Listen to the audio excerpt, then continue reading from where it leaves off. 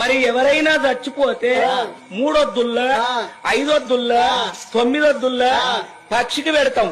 ఈ కాకే ఎందుకు ముట్టన్నాయి అంటే దానికి ఒక అర్థం ఉన్నది. ఎందుకంటే కాకి ముడితే మన కర్మ తొలగిపోతుంది.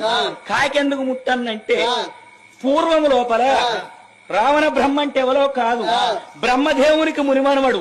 బ్రహ్మదేవుని కుమారుడు కశ్యబ్రహ్మ. కశ్యబ్రహ్మ కొడుకు విశ్వవాసు బ్రహ్మ. విశ్వవాసు బ్రహ్మ కొడుకు రావణ బ్రహ్మ. వాడు 4 వేదములు 18 పురాణములు 6 శాస్త్రములు ఆపోసన వట్టిన అమరవేద పండితుడు. వాని అటువంటి భయానికి బ్రహ్మదేవుడు వచ్చి పొద్దున పంచాంగం చెప్పాలి. వర్ణుడంటే వానదేవుడు వచ్చి అలుకుదల్లాలి. మరి బిడ్డ గాలిదేవుడు వచ్చి ఆకిలు ఊడవాలి. అగ్నిదేవుడు వచ్చి వంట చెయ్యాలి. బ్రహ్మ ముహూర్తం దాటక ముందు భార్య భర్తలు శివపార్వతులు వచ్చి పూజ గట్టువని పూజ మందిరంలో కూర్చుండాలి. అగో అంతటి ఎల్లించుకున్న రావణ బ్రహ్మకు ఒకనాడు దుర్బుద్ధి ఉట్టి ఇలా యమధర్మరాజును ఓడిస్తారని గద పట్టుకొని గాత పెట్టుకుంటా పోతాడట. యమధర్మరాజు చూసిండు, కొంచెం పొల్ల కొంగు పడితే మంచోళ్ళ మానం పోతుంది. ఆ వాని జోలికి పోయి బిడ్డ చేయి చూపించుకునేందుకు జట్ట కనిపించుడేందుకు. ఆడు మంచోడు కాదు. నవగ్రహాలనే మెట్లు కట్టిండు. సురతి 33 కోట్ల దేవతల ఎట్టి పడుతున్నాడు. ఎన్నన్న జాగుంటానని యమధర్మరాజు ఉడుకుతాడు.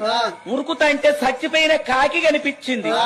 ఆ కాకి యొక్క శరీరము లోపల యమధర్మరాజు తలదాసుకున్నాడు. దాన్ని పరకాయ ప్రవేశము అంటారు.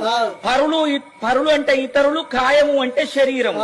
మరి దాన్ని పరకాయ విద్య వచ్చినోడైతేనే అంత ప్రవేశించగలుగుతాడు. కాకి కడుపులో వచ్చి యమధర్మరాజు జాగున్నాడు. మరి రావణ సూర్యుడు యమపురి పట్టం అంతా తిరిగిండు గాని యమధర్మరాజు కనిపించలే. పిరికి బంద కుమ్మరి పిల్ల మట్టికి రాదా, ఇయ్యల్ల కాకపోతే రేపు బయటికి రాదా. విధి అనాడు కాకుండా చంద్రుడు తది అనాడైనా తనకు తాను బయటికి వస్తాడు. దొరకకపోతాడా, ఏడికి పోతాడని వాడు వెనుకకు మరి లంకకు వేయండు. తర్వాత కాకి కడుపులోకెళ్లి బయటికి వచ్చిన యమధర్మరాజు, ఓ కాకి దిక్కుతోచని పరిస్థితి లోపల లంకానగర వేళ రావణ బ్రహ్మకు భయపడి నీ కడుపు లోపల నా తల దాచుకున్నా, నన్ను కాపాడినవు, నీకొక్క దీవెన పెడుతున్నా. ఎప్పటికి నీకు వయసుతరమే ఉంటది గాని ముసలితరం అనేది ఉండదు. అకాల మృత్యువు చేత దత్తవు గాని ఆయుష్ కూడిందని నా ఇచ్చ నేనచ్చిన ప్రాణం దియ్య. కలియుగం ఇంకా పుట్ట పంట ఉన్నది, పెరగ పంట ఉన్నది, ఉప్పు పప్పు చోట ఉడక పంట ఉన్నది. ఏ తల్లిదండ్రి చచ్చిపోతే కన్న కొడుకులు అయ్యవకి అగ్గిపెట్టి 3 వద్దుల్లో 5 వద్దుల్లో 11 వద్దుల్లో 9 వద్దుల్లో పచ్చికి పెడితే కాకి గిట్టచ్చి తిన్నదనుకో చక్కగా అటువంటి వాని జీవి స్వర్గం పోవాలి, నరకం రావద్దని దీవన పెట్టిండు యమధర్మరాజు.